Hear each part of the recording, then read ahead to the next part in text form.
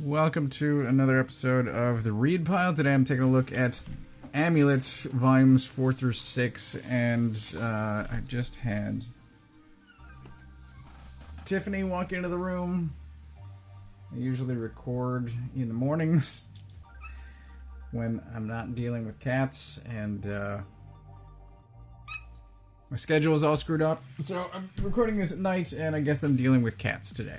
Alright, so in my first video on Amulets volumes 1 through 3, I was super vague about what was happening. I talked primarily about volume 1 specifically, and now I'm going to get into all of the spoilers. So if you are at all interested in the series, which I do recommend, then start reading. So just stop this video, go buy these books, start reading. They're great. Volume 9, again, is coming out early February. I believe it's the 6th. I believe. But,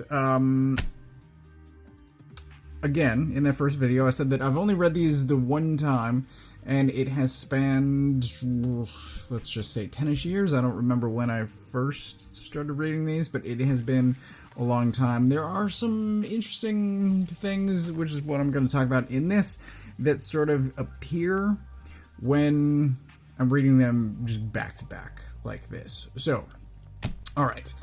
In volume 1, Emily, seen here, finds a stone from her great-grandfather, transports her to another world, not literally, but she winds up transported. Her and her brother, Navin, not on the cover, he's actually very small up in there, although he shouldn't be, because I don't think he was in that scene. No, that's him. Her brother, and their mother wind up transported to another world. There are a bunch of species, primarily elves. There are also other humans, this guy, and there are... Where did he go? Wasn't...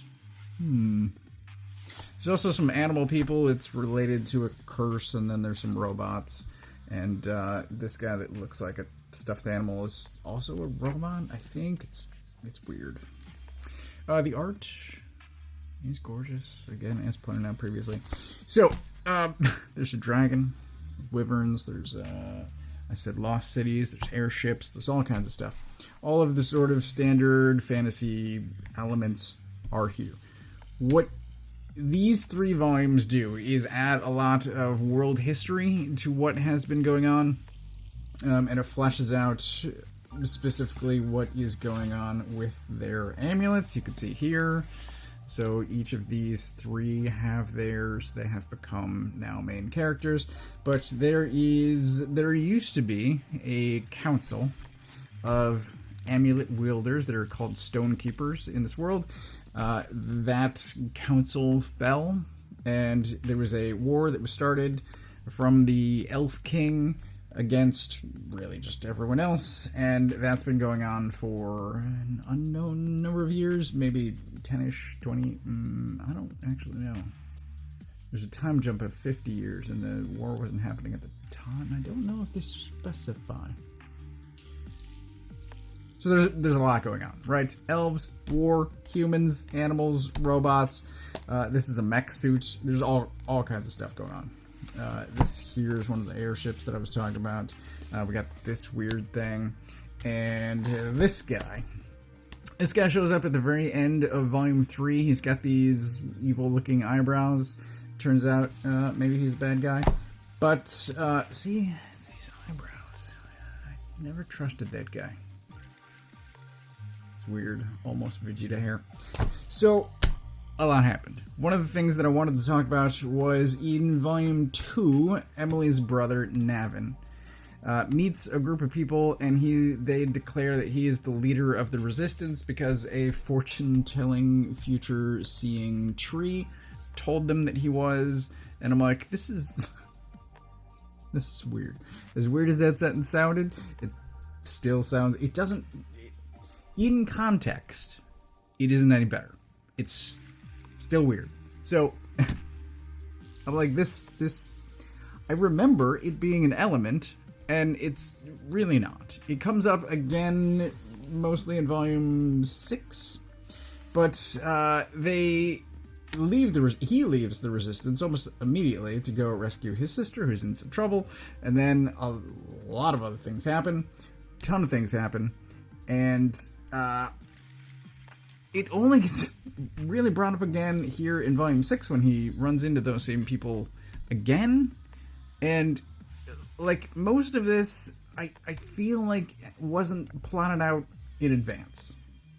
So, it's strange. I don't know. I don't know what... in the first video, I don't mention the creator's name at all. It is Kazu Kibuishi. And I learned of him, I believe, first from Flight. Actually, I'm sure that I learned from Flight originally. I had a bunch of artist friends, and they either were raving about the book or trying to get into it because they were also artists. But I know... So the other thing is, while Amulet was being created, I know that there was a call out for colorists specifically, and if you check the credits page, well, there's a very nice map here as well. So there's a bunch of in all of these books there are place names and things. There's more maps. Here at the back are the credits page, and I believe the first volume, I'd have to fact check this, but it was completely his own work, and then later more colorists were added, and here we've got a extensive special thanks. So it is still annual releases. It starts, Volume 1 was released in 2008, then 9 up through, I think they skipped 2013. So Volume 5 came out in 2012. Volume 6 skips 2013, is released in 2014. And I will talk more about those years. Yeah. 2014 when we get to 7, 8, and 9, because that's when really the time jumping, the non-annual release really kicks in, because that was 2014, and now we're 10 years later now, literally, and in that time only 3 volumes came out. So it's still very good, still recommended. There's just little things that don't quite, I don't know. It's not exactly abandoned, it just doesn't feel entirely thought out in advance before he started. And I don't know whether or not that's true. That's just how it feels from the outside reading all of these back to back. But I wouldn't be doing this video if I didn't recommend it.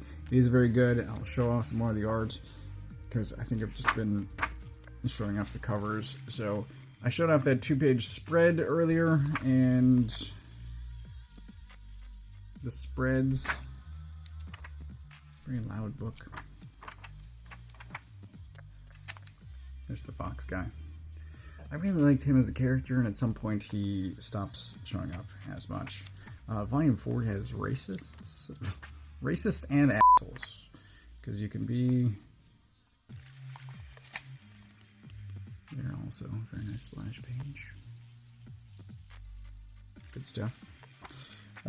Yeah, just a lot of world history, and when they get to the present and the animosity between. Oh, this is a fun scene. I like this one too. Anyway. I'm chugging along. It is a lot trying to get these out on a weekly basis, trying to read 600 pages. I'm somehow managing by filming at night on a weeknight, but it's good. I'll be back next time, possibly, for volumes 7 through 9. I think I know what's coming after this, and it's thankfully much shorter than 600 pages. But, again, recommended. I hope you give them a try. The end of the series is coming in just a couple of weeks.